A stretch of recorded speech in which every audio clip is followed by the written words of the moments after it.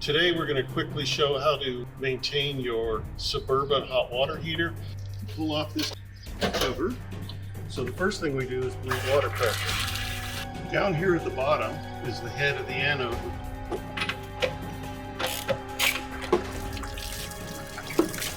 So this is after over a year, and I've still got good life on my anode. Since I'm going to all this trouble and anodes only cost $20, I'm throwing this one away.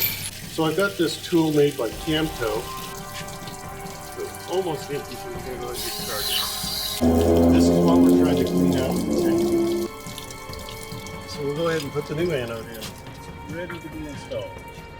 Drive this in. Torque this. There we go. Now, important last step. Fill this tank with water before you turn on your hot water heater. The best way to do that is to open this valve and wait for water to bleed out. Hope this helps. Hit subscribe, please.